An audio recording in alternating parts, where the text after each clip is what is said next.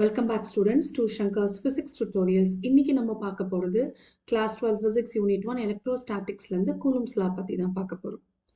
Coulomb's lawனா என்ன? இப்போ first நம்ம என்ன எடுத்துக்கிறோம்னா ரெண்டு பாயிண்ட் சார்ஜஸ் எடுத்துக்கிறோம் Q1 and Q2. Okay, point சார்ஜஸ்க்கான டெஃபினிஷனை வந்து நம்ம பின்னாடி பார்க்கலாம். இப்போ ரெண்டு பாயிண்ட் சார்ஜஸ் எடுத்துக்கிறோம், ரெண்டுமே ஸ்டேஷனரியா இருக்கணும். ஸோ ரெண்டு ஸ்டேஷனரி பாயிண்ட் சார்ஜஸை வாக்யூம் அல்லது ஃப்ரீ ஸ்பேஸ், அதாவது ரெண்டு சார்ஜஸ்க்கு நடுவில் வெற்றிடமா இருக்கும். அந்த மாதிரி ரெண்டு சார்ஜஸ் எடுத்து இந்த ரெண்டு சார்ஜஸும் ஓகே ரெண்டு யூனிட் பாசிட்டிவ் சார்ஜஸ்ன்னு எடுத்துக்கலாமே, இந்த ரெண்டு சார்ஜஸ்க்கு நடுவில் என்ன ஃபோர்ஸ் இருக்கு அப்படின்னு கண்டுபிடிக்கிறது தான் இந்த கூலூம்ஸ் லா. ஓகேவா? இப்போ ரெண்டு charges stationary charges at rest separated by a distance, ரெண்டுத்துக்குரிய டிஸ்டன்ஸ் ஆஃப் செப்பரேஷன் வந்து ஆறா இருக்கும் பட்சத்துல இந்த ரெண்டு சார்ஜஸும் ஒன்று வந்து ஒன்னொன்று மேலேயும், அதாவது Q1 வந்து Q2 மேலேயும் Q2 வந்து Q1 மேலேயும் ஃபோர்ஸஸை எக்ஸர்ட் பண்ணும். அந்த ஃபோர்ஸ் என்ன அப்படிங்கிறதோட ஃபார்முலா பார்க்க போறோம்.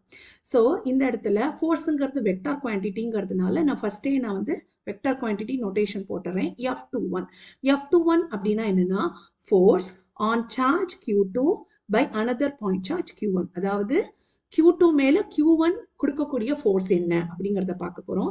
ஒரு கான்ஸ்டன்ட் மல்டிப்ளைட் பை ரெண்டு சார்ஜஸ் Q1 அண்ட் Q2 ஓட ப்ராடக்ட் டிவைடட் பை இந்த ரெண்டு சார்ஜஸ்க்கு இடையில இருக்கக்கூடிய டிஸ்டன்ஸோட square r square. Okay, and then ஃபோர்ஸ்ங்கிறது வெக்டார்ங்கிறதுனால அதோட டைரக்ஷனை சொல்லணும். இப்போ இந்த Q2 மேல இந்த Q1 கொடுக்கக்கூடிய ஃபோர்ஸ் எந்த டைரக்ஷன்ல இருக்குன்னா along the line joining the charges from Q1 to Q2. அப்ப என்னோட யூனிட் வெக்டார்ங்கிறது என்னன்னா ஃபோர்ஸோட டைரக்ஷனை ரெப்ரசென்ட் பண்ணக்கூடியது. ஸோ நான் அப்ப என்ன எழுதுறேன், R12 கேப்.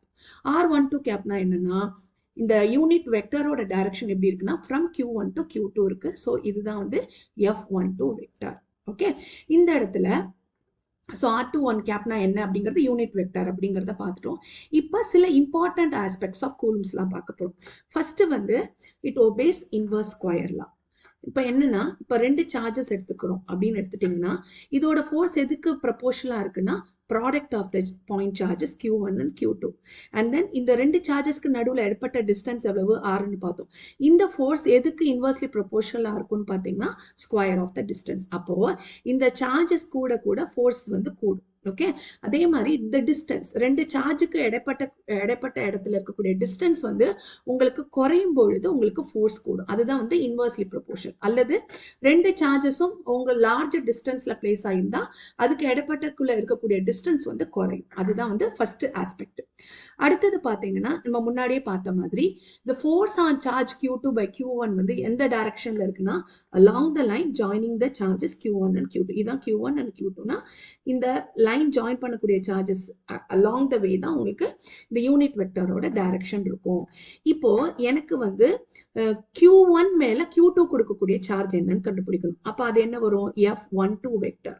அதோட ஃபார்முலா என்னவா இருக்குன்னா K product of the charge divided by உங்களுக்கு ஸ்கொயர் ஆஃப் த டிஸ்டன்ஸ். இப்போ எனக்கு யூனிட் வெக்டார் ரெப்ரசென்ட் பண்ணணும், அது ஃபோர்ஸோட டைரக்ஷன். அது எப்படி இருக்கும்னு பார்த்தீங்கன்னா உங்களுக்கு R12 கேப்பா இருக்கும். R12 கேப்போட டைரக்ஷன் எப்படி இருக்குன்னா ஃப்ரம் Q2 to Q1 இந்த டைரக்ஷன்ல ஆப்போசிட்ல இருக்கும். ஏன்னா இது ரெண்டுமே யூனிட் பாசிட்டிவ் சார்ஜ்னால உங்களுக்கு இந்த இடத்துல ரிப்பல்சிவ் ஃபோர்ஸ் வந்து எக்ஸ்பீரியன்ஸ் பண்ணும். இந்த அப்ப R12 கேப் எப்படி இருக்கு, இந்த டைரக்ஷன்ல இருக்கு, ஃப்ரம் லெஃப்ட் டு ரைட் இருக்கு.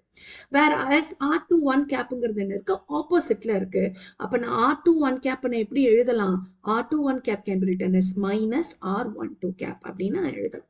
சோ இதுதான் என்னோட யூனிட் வெக்டர் கூடிய டைரக்ஷன். ஓகே, அடுத்தது இந்த கான்ஸ்டன்டோட வேல்யூ நம்ம என்ன பார்த்தோம், F is equal to K times Q1 Q2 by R square. இது வந்து ஸ்கேலார் ஃபார்ம் ரெப்ரசன்டேஷன். இப்போ வந்து வெக்டார் ஃபார்ம்ல எழுதும் போது இந்த வெக்டார் நோட்டேஷனும் யூனிட் வெக்டரும் ரெப்ரசென்ட் பண்ண போறோம். இந்த K ஓட வேல்யூ பாத்தீங்கன்னா 9 into 10 power 9. உங்களுக்கு வந்து இது வந்து இதோட ஃபோர்ஸோட யூனிட் வந்து நியூட்டன். இந்த டிஸ்டன்ஸ் ஸ்கொயர் மேல வரும்போது metre square divided by charge வந்து கூலும் ஸ்கொயர். அப்ப newton metre square by coulomb square தான் எனக்கு இந்த K ஓட யூனிட். ஸோ அதோட மேக்னிடியூட் எவ்வளவு, 9 into 10 power 9 newton metre square coulomb power -2. Okay, இந்த கேவை எப்படி எழுதலாம்னா 1 by 4 pi epsilon naught அப்படின்னு எழுதலாம். எப்சலான் நாட்டுங்கிறது permittivity of free space or vacuum. ஏன்னா நம்ம சார்ஜஸ் வந்து வேக்யூம்குள்ள தான் இருக்கிறோம். அப்போ அந்த எப்சலான் நாட்ங்கிறது relative permittivity of free space. அதோட வேல்யூ எவ்வளோ அப்படின்னு பார்த்தீங்கன்னா அகெயின் இந்த கே டவுன்ல கொண்டு வந்துட்டு எப்சலான் நாட்டை மேல கொண்டு வரும்பொழுது இந்த கேவோட வேல்யூ சப்ஸ்டியூட் பண்ணுங்க. 4 பை வந்து 3.14 எடுத்துக்கோங்க. கே வந்து 9 into 10 power 9 சப்ஸ்டியூட் பண்ணும்போது you will get the value around 8.85 into 10 raised to the power negative 12. உங்களுக்கு யூனிட் என்ன வரும்? ஆல்ரெடி உங்களுக்கு கே வந்து newton metre square coulomb power -2. அப்ப என்ன இது கீழே வரும்போது எப்சிலான் நாட் மேல வரும்போது ரெசிப்ரோக்கல் எடுக்கணும். ரெசிப்ரோக்கல் எடுக்கும்போது என்ன ஆகும்? Newton metre square coulomb power -2 என்ன ஆயிடும்? அப்படியே உங்களுக்கு வந்து பாசிட்டிவா இருக்கிறதுலாம் நெகட்டிவ் ஆயிடும். அப்ப என்ன வரும்? Newton -1 metre power -2 coulomb power +2 வரும். ஓகே, இதெல்லாம் வந்து பெர்மிட்டிவிட்டி ஆஃப் ஃப்ரீ ஸ்பேஸோட value and it's unit. Okay, இப்போ ரெண்டு சார்ஜஸ் நம்ம கன்சிடர் பண்ண போறோம், Q1 அண்ட் Q2. ரெண்டுத்தோட மேக்னிடியூடும் 1 கூலுமா இருக்கு. அது ரெண்டுத்துக்கும் இடப்பட்டக்குள்ள டிஸ்டன்ஸ் வந்து 1 மீட்டரா இருக்கும்போது என்னோட மேக்னிடியூட் ஆஃப் த ஃபோர்ஸ் எவ்வளவு? மேக்னிடியூட்னா எவ்வளவு அளவு? இந்த ரெண்டு சார்ஜஸ்க்கும் நடுவில் இருக்கக்கூடிய ஃபோர்ஸோட அளவு மேக்னிடியூட் எவ்வளவு அப்படின்னு கண்டுபிடிச்சோம்னா K value multiplied by Q1 and Q2 ரெண்டுமே 1 கூலும் டிவைடட் பை டிஸ்டன்ஸ் வந்து 1 மீட்டர் ஸ்கொயர். அப்ப என்ன வரும்? எனக்கு மேக்னிடியூட் ஆஃப் த சார்ஜ் வந்து K வரும். K ஓட வேல்யூ என்னவு? 9 into 10 power 9 Newton. அப்ப ரெண்டு 1 coulomb charges when they are separated at 1 மீட்டர்ல இருக்கும்போது அந்த ரெண்டுத்துக்கும் இடப்பட்ட இடத்துல, அதாவது இந்த ரெண்டும் ஆஃபர் பண்ணக்கூடிய ஃபோர்ஸ் எவ்வளவு இருக்குன்னா எவ்வளவு மேக்னிடியூட்? 9 into 10 power 9 Newton. அது வந்து வெரி ஹியூஜ் குவான்டிட்டி. பட் யூஸ்வலா வந்து 1 கூலுங்கிறது இது வெரி பிகர் சார்ஜ். பட் பேசிக்கலா நம்ம டே டு டே லைஃப்ல நம்ம இன்வால்வ் பண்ணக்கூடிய சார்ஜஸோட அமௌண்ட் மேக்னிடியூட் எப்படி இருக்குன்னா மைக்ரோ கூலும், அதாவது 10 power -6 கூலும், அல்லது நானோனா 10 power -9 கூலும்னா ஒரு ஸ்மால் குவான்டிட்டியா தான் இருக்கும். யூஸ்வலாவே 1 கூலுங்கிறது very large quantity of charge. ஓகேவா? இப்போ அடுத்தது இந்த ரெண்டு சார்ஜஸை வேக்யூமுக்கு பதில வேற ஏதாவது மீடியம் லைக் வாட்டர்ல பிளேஸ் பண்ணலாம், கெரசின்ல பிளேஸ் பண்ணலாம். இந்த ரெண்டு சார்ஜஸையும் நான் instead of Q1 and Q2 any மீடியம்ல நான் பிளேஸ் பண்றேன். அப்போ என்னோட ஃபார்முலா என்னவா இருக்கும்? F21 வெக்டர், அதாவது ஃபோர்ஸ் ஆன் சார்ஜ் 2 by 1 எவ்வளவு இருக்கும்? K வேல்யூ அப்படியே தான். magnitude of the charge வந்து product of the magnitude divided by distance square R12 கேப்பா இருக்கும். ஓகே, பட் இந்த இடத்துல இந்த K ஓட வேல்யூ என்னது? இன்ஸ்டெட் ஆஃப் K வந்து 1 by 4 pi epsilon naught க்கு பதிலா என்னவா இருக்கும்? K ஓட வேல்யூ வந்து 1 by 4 pi epsilon r. Okay, இந்த எப்சிலான் நான் எப்படி எழுதலாம்னா epsilon naught multiplied by epsilon r. Epsilon ஆர்ங்கிறது என்னது? Relative permittivity of the given medium. So நீங்க எந்த மீடியம்ல வைக்கிறீங்களோ அந்த மீடியத்தோட ரிலேட்டிவ் பெர்மிட்டிவ் வேல்யூ தான் இந்த இடத்துல எப்சிலான் நாட்டுக்கு பதில் நம்ம யூஸ் பண்ண போறோம். ஓகே, அப்ப இந்த எப்சிலான் ஆர் எப்படி எழுதலாம்? Epsilon r is equal to epsilon by epsilon naught. Okay, யூஸ்வலாவே உங்களுக்கு நம்ம வைக்கக்கூடிய மீடியம் வந்து வேக்யூம் பதிலா ஏரா இருந்தா எப்சிலான் ஆரோட வேல்யூ வந்து 1 இருக்கும். இது ஏரை தவிர எந்த மீடியமா இருந்தாலும் எப்சிலானோட வேல்யூ வந்து கிரேட்டர் than 1 இருக்கும். இந்த பாயிண்ட் நம்ம நோட் பண்ணிக்கணும். ஸோ அதர் than வேக்யூம் பாத்தீங்கன்னா என்னோட டோட்டல் ஃபோர்ஸ் எப்படி இருக்கும்? என்னோட டோட்டல் ஃபோர்ஸ் வந்து I can write as 1 by 4 pi epsilon naught Q1 Q2 by R square. This is the formula when the charges are kept in vacuum. Divided by நான் வந்து ஏதோ ஒரு மீடியம்ல வைக்கிறேன் instead of vacuum. அப்ப என்னோட உங்களுக்கு relative permittivity என்ன பண்ணணும்? I should multiply அதோட வேல்யூ அளவு epsilon r. Okay, so epsilon is equal to epsilon naught epsilon r. இந்த எப்சிலான் நாட்டை நான் மேலே கொண்டு போயிட்டேன். அப்போ இந்த total value divided by epsilon r தான் என்னோட இந்த ரெண்டு சார்ஜஸ்க்கு நடுவில் இருக்கக்கூடிய இடப்பட்ட ஃபோர்ஸோட வேல்யூ. ஓகே, யூஸ்வலாகவே எனக்கு என்னோட மீடியம் வந்து வேக்யூமா இருந்ததுன்னா என்னோட ஃபோர்ஸ் வந்து ஜாஸ்தியாக இருக்கும்.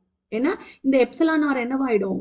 For vacuum it is air or vacuum வந்து I can take it is 1 அப்படின்னு நம்ம பார்த்தாச்சு. அப்போ என்னோட formula 1 by 4 pi epsilon naught Q1 Q2 by R square இருக்கும்.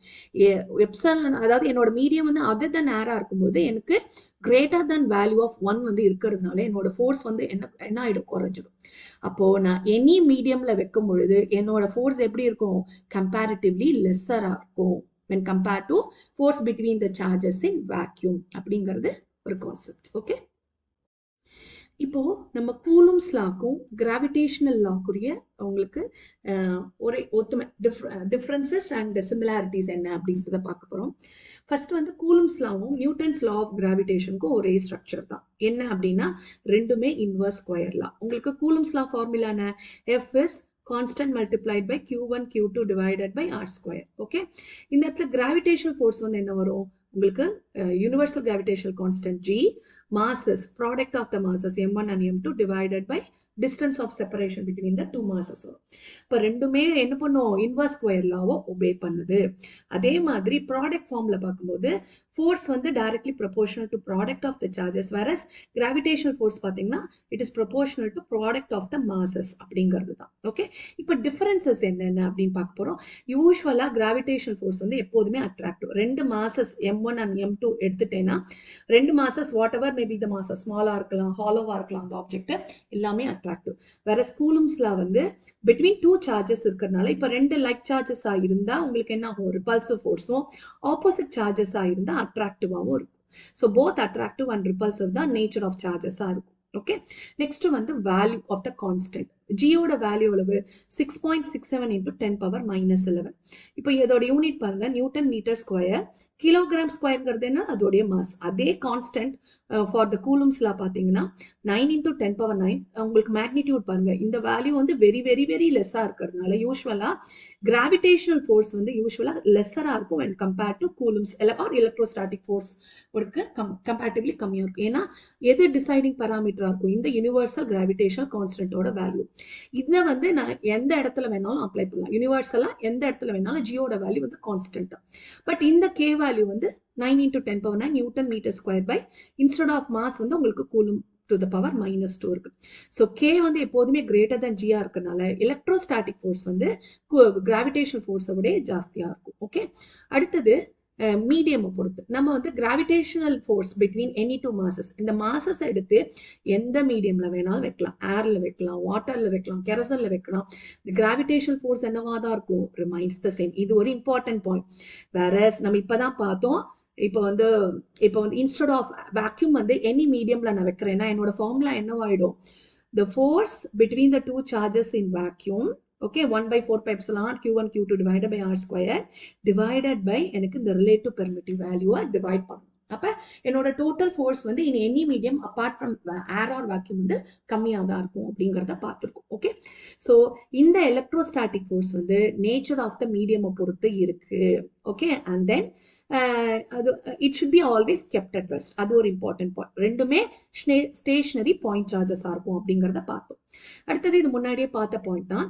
இப்போ வந்து Q1 and Q2 ரெண்டு சார்ஜ் இருக்கு.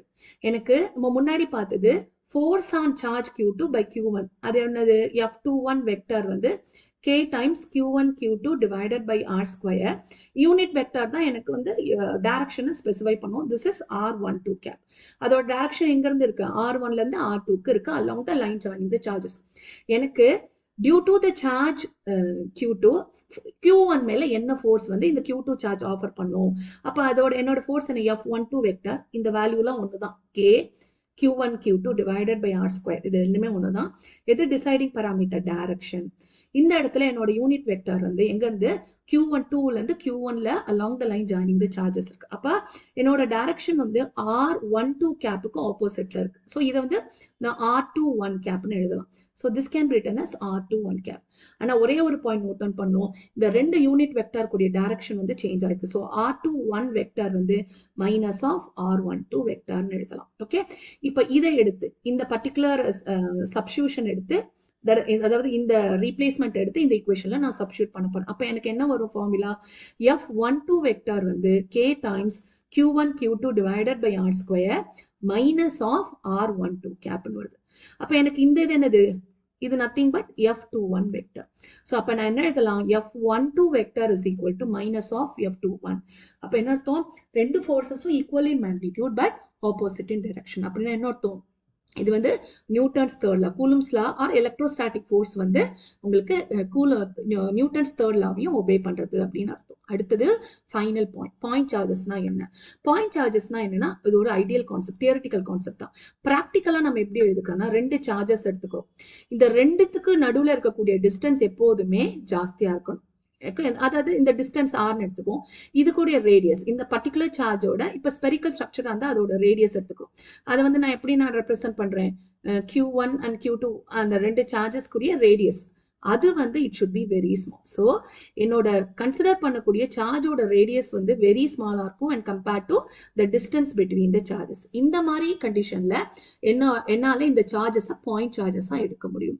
அப்போ யூஸ்வலா இந்த கூலம்ஸ்லாம் வந்து எதுக்கு applicable? Only for point charges at rest. So point சார்ஜஸ்க்கான டெஃபினிஷன் என்ன? நம்ம கன்சிடர் பண்ணக்கூடிய சார்ஜஸோட சைஸ் வந்து ஸ்மாலரா இருக்கணும் when compared to distance between them. Hope இந்த வீடியோ உங்களுக்கு ஹெல்ப்ஃபுல்லா இருக்கும்.